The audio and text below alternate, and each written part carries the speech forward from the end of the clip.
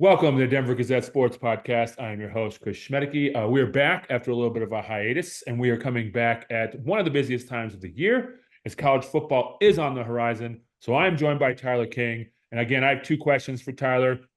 How are you? And also, is it more crazy to cover the Buffs during the season or in the offseason? Well, I'm doing great, Chris. Thanks. It's been a while since we've done a little college sports talk on the podcast. I think the Yep. last time was the NCAA tournament for both CU and CSU when they were playing. But yeah, the off season in Boulder is a lot like the regular season now in terms of the how much stuff is going on and how crazy it is. It dies down a little bit maybe during the summer, but it doesn't feel like there's much of a break covering this team. And I'm just looking forward to the preseason talk kind of being over and looking forward to the games, because it's been a couple months now of people going back and forth about what the Buffs will do, what the Buffs won't do. Same for the Rams. So it should be a really, really fun season as we previewed in today's Denver Gazette on Tuesday when we're recording this. So yeah, looking forward to it. Kickoff is just 2 days away for CU specifically. Yeah, and we'll get into that game a little bit. I don't think people should be taking North Dakota State lightly at all. I don't know if you agree with that. No, for sure. Yeah, and that CU definitely isn't. That's for sure. So, all right. So, like you said, we will talk Buffs, we will talk Rams. So, I'm going to hit you with a tough question right off the bat, and that's more important season for the Buffs or the Rams this year. Um, I think it's important for both of them. I'll say that, but I think it's obviously the Buffs just because of the spotlight and everything, and the program is just objectively a bigger program. And like I said, the spotlight, and who knows what Deion Sanders is going to do after this season. I definitely would say that it's a bigger season for the Buffs. That's for sure. Yeah, I mean, it's funny though with the Rams because so this is Jay Norvell's third season, right? Am I getting that right? Yes, third season. Yeah. And they were on the cusp of that bowl last year, but didn't get it done. Like Yes. I feel like it's a little bit of make or break for them too. Oh yeah, it definitely is for sure. The only reason I said the Buffs is just because of the size of the program and the Yeah. spotlight. Like this is definitely like you described it perfectly, a make or break year, because CSU has a new athletic director this year. John Weber took over for Joe Parker. And John Weber, obviously is going to be feeling some heat from big donors and things like that if the Rams don't make a bowl game again this year. Just considering they have the talent to do so, which I'm sure we'll get into. But I mean, the Mountain West is also kind of there for the taking for them. It's not nearly as strong as it has been in the last couple of years. Like even their biggest rivals, Air Force, Wyoming, aren't on paper as good as the Rams. So you mentioned last year they went 5-7, and they were 1-3 in games decided on the last play. Yeah. They won the Hail Mary game against Boise State, but they also lost two walk-off field goals and then lost on the double overtime game at CU. So they easily, one of those games goes the other way. They easily could have been a 6-16 last year, but they've got to make it happen this year and get to a bowl game. And I think they have the chance to go beyond that, which I'm sure we'll talk about as well. Well, they should have beat the Buffs, and I think we can agree to this. Yeah, yeah. They were up 11 in the fourth quarter. They should have won that game. Yeah, they Yeah. won the game. All right, so let's start with the Buffs. Again, a lot of roster turnover, but Surprise, surprise. yeah, surprising. But the foundation for one last season is there, and that's Shedeur Sanders and Travis Hunter and Coach Prime. I mean, again, they're the three most important cogs of this team. Yeah, and we did a thing in Sunday's paper where we did kind of like a pass fail for both the Buffs and the Rams of like three reasons they will win and three reasons they won't win. And my number one reason why CU will win football games this year is Shedeur Sanders and Travis Hunter. Yeah, They're going to have the best player on the field for just about every snap. I mean, I do think CU should limit Travis Hunter snaps a little bit. Like you could see the fatigue last year, unless he just got in somehow even better shape over the offseason, which I wouldn't doubt is Travis Hunter. But still, I think they should try to limit his snaps maybe a little bit, just considering the amount of firepower they have in offense. They don't need him out there on every snap, maybe like they did last year as a pass catching target. Regardless, he's going to play a lot of snaps, and Shedeur Sanders is one of the best quarterbacks in the country. So when you have the best player on the field for just about every snap, that gives you a pretty good chance. Now, obviously, they needed to upgrade on the offensive and defensive lines, which I feel like they have. Just looking at sheer size, they're just bigger objectively on both lines, and that will be a help. But the biggest reason CU will succeed this year is because of the stars, and that's Shedeur and Travis. I mean, they are two of the biggest stars in all of college football for a reason. They could be top 5 picks in next year's NFL draft. Like, those two guys are legit. And like I said, they will be the biggest reason this team succeeds or if they don't play well, that doesn't succeed this year. And I think I should have probably included Shiloh in that conversation a little bit. He is kind of a leader on that defensive end, probably. Yeah. Weird off season too with his bankruptcy and then buying a Tesla or whatever all that was. I just want to talk football today. Let's just talk Yeah. football. But I think they missed him when he missed time. Yeah, for sure. And Shiloh is definitely a leader of that on the back line there. Him and Cameron Silman Craig are really highly thought of players as at safety, just their leadership and kind of what they do vocally on the field. They're big cogs. Like you saw that UCLA game was really close in the first half, and then Shiloh gets ejected for a targeting penalty, which was pretty questionable. Pretty But rough. Yeah. then everything kind of fell apart in the second half when Shiloh wasn't out there. So why I'm not the biggest I don't think Shiloh has the highest NFL ceiling. No. I do think he'll get drafted next year, and I think he'll be a backup player in the NFL for a lot of years. He's just so important to this team specifically. Like he is an older guy; it's a 6th year in college now. Like he's been around the block, and you're right. They do better, not just in the Big 12, but I feel like in the country as well. So, you talked about Travis Hunter limiting snaps. Do you think that has to come on the offensive side because they're so deep at receiver? Yeah, I feel like, and they are deeper at corner this year. Like they brought in DJ McKinney and Preston Hodge from Oklahoma State and Liberty, respectively. Both those guys are experienced starters at their previous schools, and they're both really, really good corners. There's some versatility there too, specifically with Preston Hodge. He can play a little bit of inside corner, the slot, and on the outside. So Travis Hunter can move around a little bit too. It'll be kind of matchup dependent, but yeah, I definitely think if they are going to limit Travis's snaps, it should be on the offensive end. Like LeJontay Wester's really good in the slot. We saw what Jimmy Horn can do. I think Will Shepard is a really, really good receiver from Vanderbilt. He's huge. He's going to be a big red zone target for them.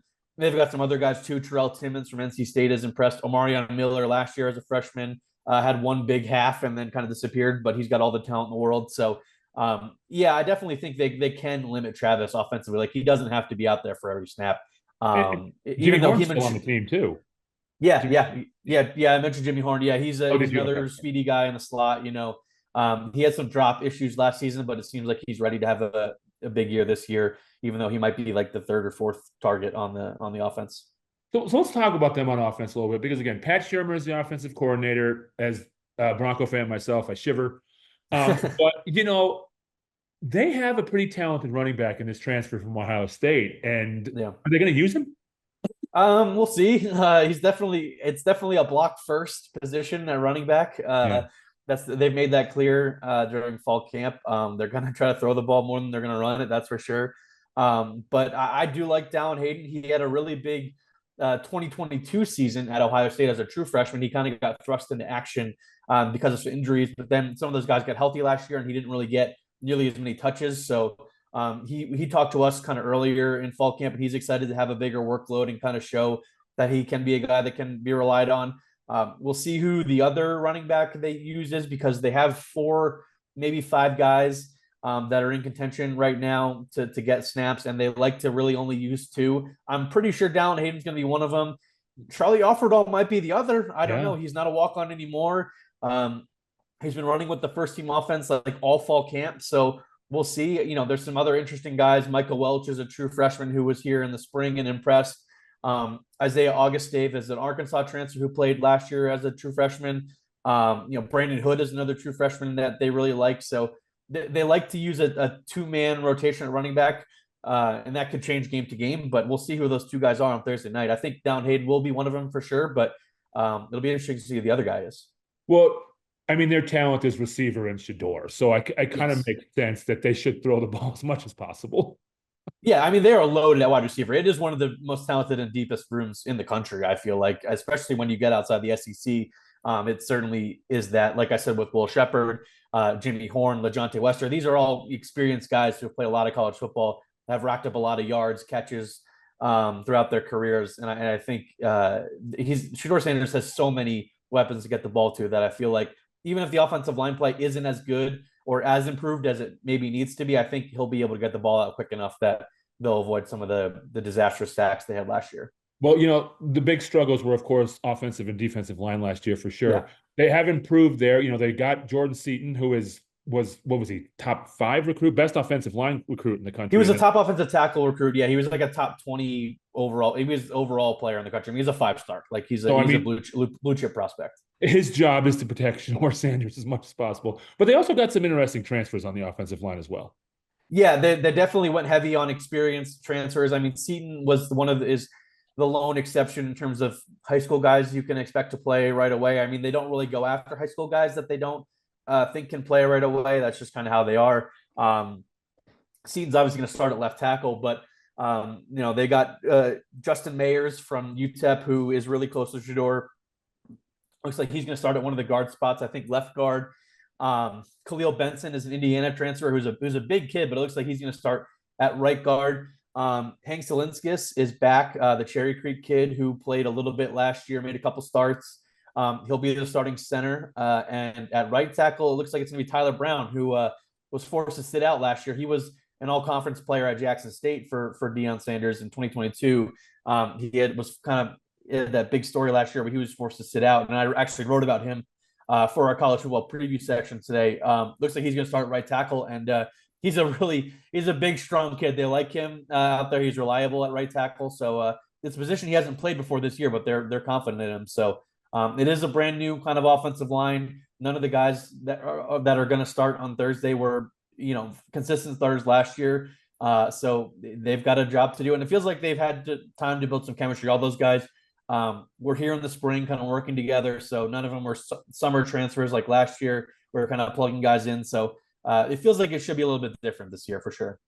So on the defensive side, I think the player that fascinates me the most is BJ Green. Like that guy was great at Arizona State, and they're going to need him up front.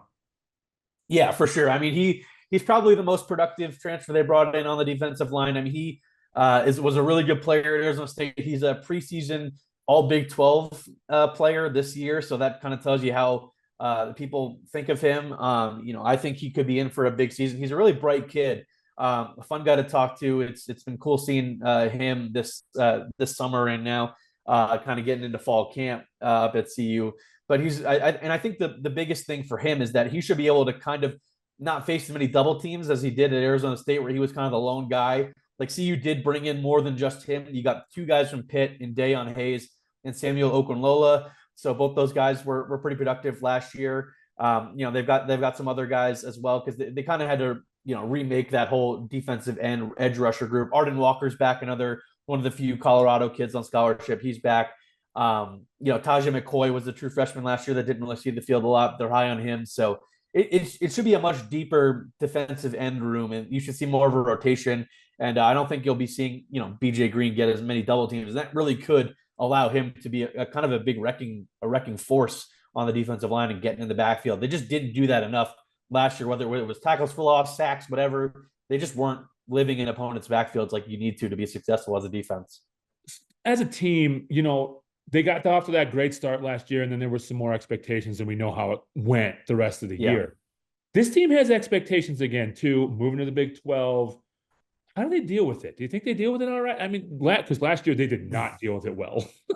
Yeah, I think everything was just kind of way over their head after the 3-0 start. I don't know if they even expected that. I don't know if they expected to beat TCU.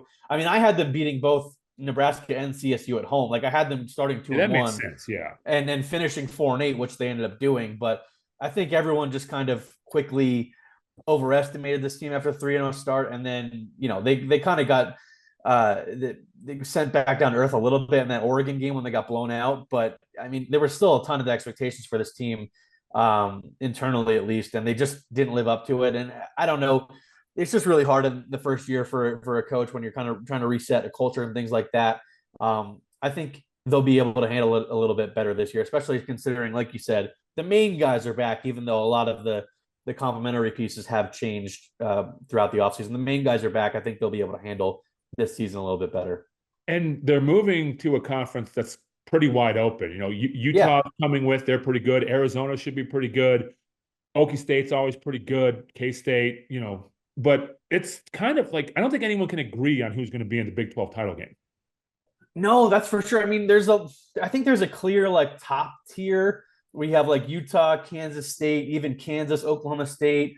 I mean, some people are high on Iowa State, UCF. I mean, West Virginia. People are high on a variety of different teams, but I think there are at least 7 or 8 teams that could find themselves in that Big 12 title game. And I do think CU could be one of them for sure. Like I don't see, I don't see a reason why they couldn't do it. Like it's not out of their own possibilities if the Big 12 is so kind of chaotic and there's just a bunch of teams kind of jumbled at the top. I think CU could find itself there.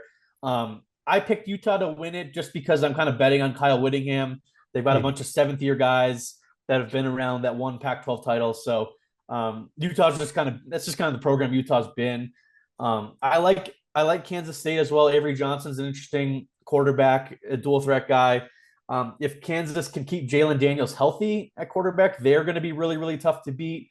Oklahoma State's got the best running back in the country. Arizona's got maybe the best quarterback wide receiver duo in the country, and Noah Fafita and Tedero McMillan. So Tyler, you had an interesting story in today's Denver Gazette in our college football preview section about how there are 6 sets of siblings on the CU Buffs this year.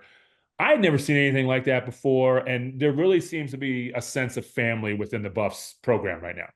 Yeah, it's obviously been like a family affair since Coach Prime got hired. Like he's got a lot of his family members around, not just his sons, kind of working for the team and around the program. So that's not a surprise, but it is pretty rare. I mean, I think they're tied with Utah State with the amount of sets of siblings they have. Nobody else in the country has more. It's not all that uncommon to see maybe a player on scholarship and then maybe his younger brother as a walk-on or something like that. They kind of do that. Colleges around the country do that sometimes to maybe get the recruit they're really after. But this team, it's a little bit different considering how many of them are truly both scholarship players, obviously with Shedeur and Shiloh. Keaton and Destin Wade are twin brothers who transferred from Kentucky. Destin is a quarterback. Keaton is a defensive end. LaJonte and Jalen Wester, the wide receiver and the linebacker, both could play this year. They both transferred from FAU. Colton and Brandon Hood. Colton is a cornerback transfer from Auburn. Brandon is a true freshman running back who's on scholarship. So it's really unique. And I've talked to a bunch of different members of the brothers to talk about how unique this was, and they're all saying it's kind of similar to like a high school atmosphere with how close everybody is. I think Colton and Brandon Hood have one of their cousins on the team too. So I mean, like, and Travis Hunter is basically a Sanders at this point, so I mean, it really is a familial affair in the CU locker room, and it's something it's pretty unique. And I think it often kind of gets overlooked. Like people will think it's not that the locker room isn't that close with how many transfers there are and just kind of the roster turnover. But this is a really close locker room, and I think that has a lot to do with it. It was a story I was really interested in writing about, and I was glad I got to do it for our preview section. I think it turned out pretty well, so go check that out. I mean, it is pretty interesting, and it's just a unique aspect to this year's Buffs team for sure.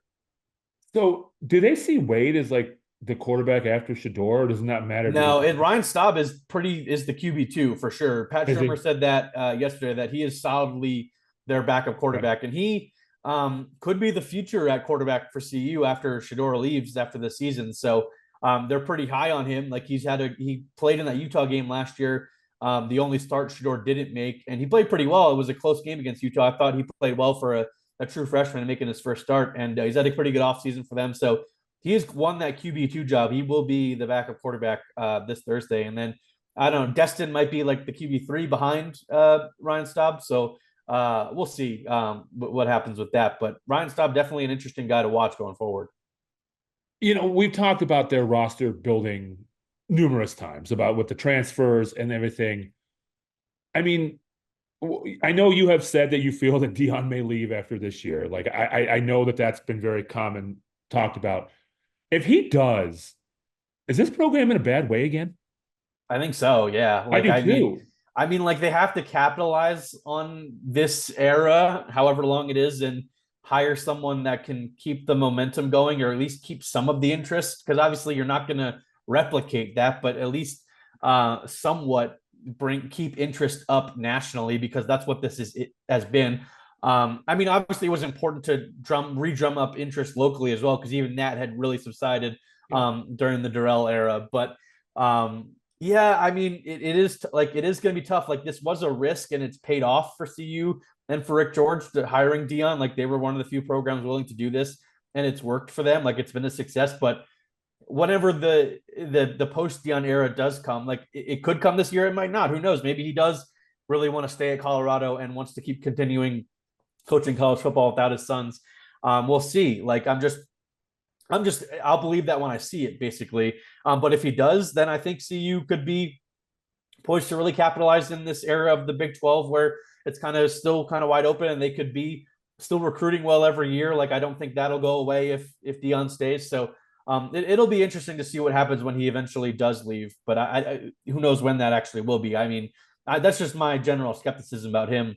Not sticking around when his sons aren't here, just because it's so far from home for him. It's still a relatively new place, but maybe he really does love it and wants to stick around here and build a contender. So we'll see. All right, we'll do predictions at the end. So let's switch over to the CSU Rams, who, like you said, had a chance to go to the bowl game last year, lost a lot of one-score games, including to the Buffs. They play in Fort Collins this year, the Buffs and the Rams. That's going to be fascinating, but that's week 3. Yeah. So you have a great story about the quarterback of the Rams, Braden Fowler Nicolosi, who got a $600,000 NIL offer from K-State and turned it down because he wants to stay with the Rams. That's very surprising, but he must really like what the Rams have going. Yeah, I mean, this was the first coaching staff to really believe in him in high school. You can check out the story. He's got, it's been a fascinating journey for him. He grew up in California, but transferred to Texas during COVID because California wasn't having a high school football season, and wins a state title right away at his new school. It gets recruited by Jay Norvell's staff at Nevada, and then flips to CSU. He was committed to Nevada and flips to CSU when Norvell takes the job. So he's been at CSU as long as Norvell has, and he took over the starting quarterback job last year, and he played pretty well. He threw for over 3,000 yards, turned the ball over too much, but I mean, he's a promising young quarterback, only a sophomore, got plenty of years left. Like he believes he can be the face of this program. And, it was kind of strange to me that K-State was the team that offered Braden that much money to come there because, it's all kind of like fake offers until you're actually in the portal. It's kind of hard to prove. Jay Norvell has been talking about this all offseason. Like teams have been trying to take Torrey Horton from them as well. Like it's kind of the wild, wild west with NIL and the transfer portal right now. But Fowler Nicolosi, he values his relationship with the coaching staff, and he likes sitting Fort Collins, and he wants to be the guy there. So they have really high expectations, not just for him, but the team as a whole this season. And if he can take another step forward and continue to be a guy that pushes the ball down the field like an air raid offense quarterback does, and also limit the turnovers from last year, I think he could be in for a really big season. I mean, he's got plenty of weapons, with the Rams as well, not just Torrey Horton. They brought in a couple veteran wide receivers as well. They've got a couple good running backs. So CSU could have a really, really good offense this year, and he'll be at the head of it. Well, the K-State thing baffles me too because they seem pretty high on Avery Johnson. That's what I was saying. Like, Avery Johnson's a true sophomore. Like, and he could be like, there are people that think he could be a Heisman candidate this year. Right. So I don't know what that was about. But I'm sure there are other schools after Braden as well that weren't as highly publicized. But that's just kind of what happens with these group of 5 quarterbacks that have good seasons. They just kind of get poached by the bigger schools. Or at least the bigger schools try to, at least. It's insane. All right, so the Rams have plenty of talent, though. They really do coming back. I mean, on offense, they have Torrey Horton coming back, who was probably the best receiver in the Mountain West and one of the best in the country. Yeah, he definitely is the best receiver in the Mountain West. I mean, he's a 2-time first-team All-Mountain West player. He's got a chance to break a bunch of records in the Mountain West this year in receiving, just because it's his 5th year now. He's a young 5th-year guy. Like, he doesn't turn 22 until December, so that's another reason why he's come back. Like, he could have left for the draft when he was 20 after the 22 season. He's been really good for the Rams since he stepped on campus. He's had back-to-back 1,000-yard seasons. I mean, he's a really, really good player. Going to be playing on Sundays. He's probably the second best overall player in the Mountain West behind the Boise State running back Ashton Jeanty. But he's going to be hard to stop. I mean, he's a top receiver, not just in the Mountain West, but he's one of the best in the country. So the fact that they've been able to keep him for this long too. I mean, he's another guy that was recruited by Jay Norvell at Nevada, spent 2 years there, and is now heading into his 3rd year at CSU. So yeah, I mean, he could have a chance to have a special year. I mean, he's already had a pretty incredible 2 years with CSU, so I mean, this could just add to that this year. And, they've got talent on the defensive side too, especially in the defensive Yeah, backfield with Jack Howell and, Henry Blackburn, who kind of became famous last year for his hit on Travis Hunter, a Fairview kid. But, they do have to replace the pass rush they used to have. yeah, yeah. Mo Kamara is in the NFL now. He was a fifth round pick, I think, by the Dolphins. He's had a pretty good camp for them. So, but Mo had a really good season last year, really good career overall. Good 5 years with CSU. But they do have some injuries a little bit. Newer Gakuth was projected to be their top pass rusher, and he's not going to be available this week at Texas, but he's a promising young player, redshirt sophomore. They like a lot. Yeah, you mentioned Henry Blackburn and Jack Howell, two senior veteran safeties at the top of the defense that will really hold things down. Two good leaders, two captains.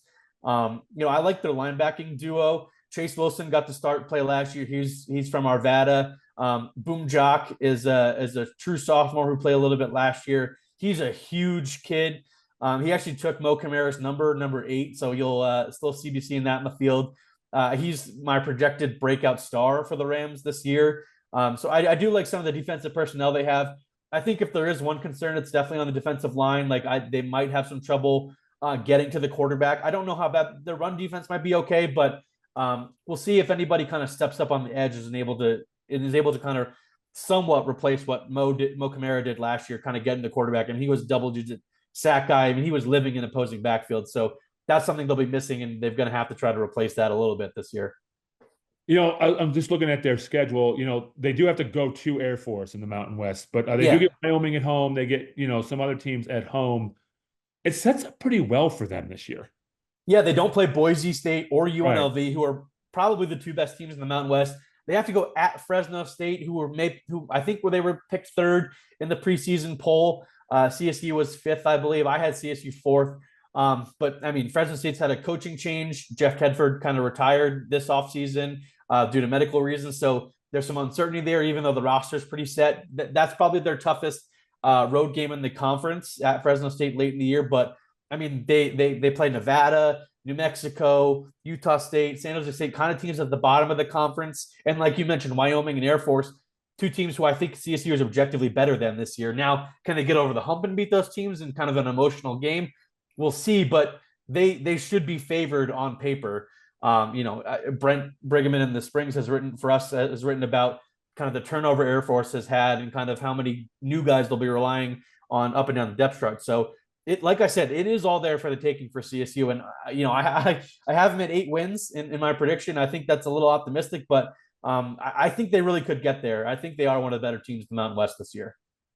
Yeah, New Mexico already lost to Montana State too in week 0. That was a heartbreaker. They were up by 13 or something like that in the fourth quarter, and they gave up like 21 answered points. So that was a tough one for Bronco Mendenhall's now their coach now. So I mean, right. There's like 8 new head coaches in the Mountain West. So Jay Norvell in his third year is suddenly one of the longest tenured guys.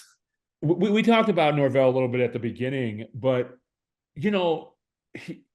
like you said, it's a make or break year. And now like his system is there. So if it doesn't work, like it's on him. These are his players now. Yeah, this is fully his player. Everyone talks about the turnover in Boulder, but there was a lot of turnover in Fort Collins as well with the roster, just not as highly publicized. They really churned through that roster that Steve Adazio had before Jay got there. And now, like you said, these are his guys at just about every position on the roster. They have specific parameters they're looking for in terms of height, weight, athletic testing they're looking for in terms of recruits.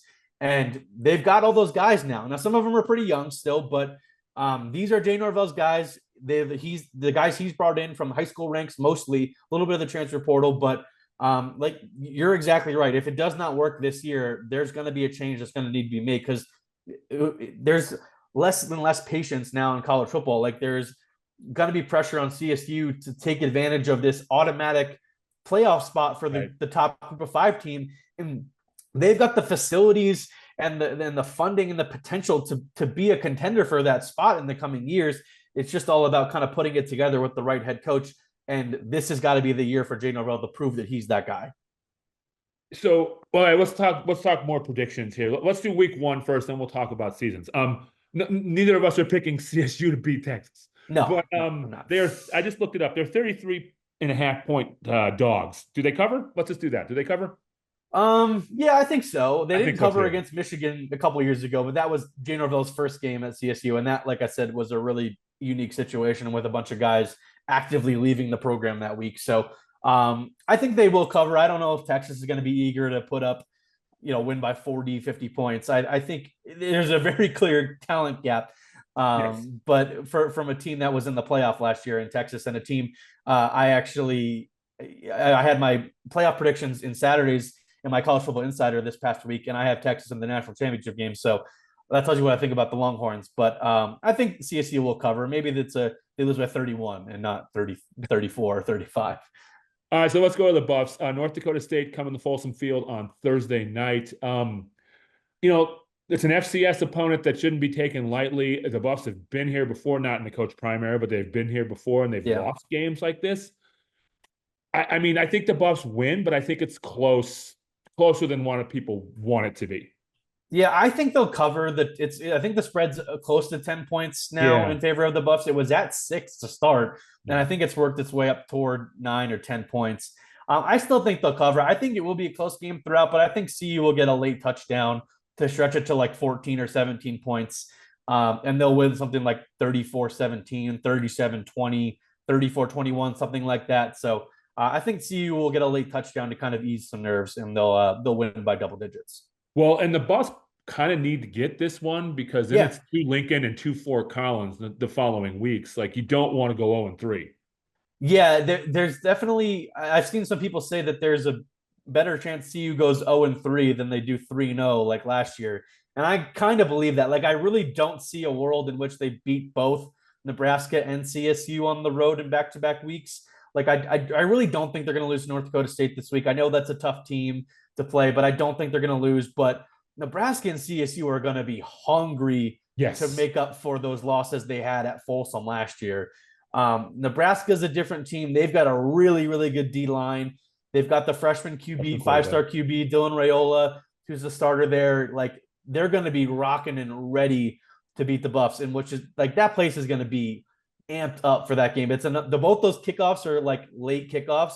It's 6:30 local time in Lincoln for that game, and then 5:30 at CSU, like their night games. So people are gonna have all day to get ready for those ones. And I think they're gonna go 2-1. I think they'll lose at Nebraska. I think they will beat CSU, but the Rams are going to be eager to kind of get some revenge because, like we have said on this podcast, they should have won that game last year.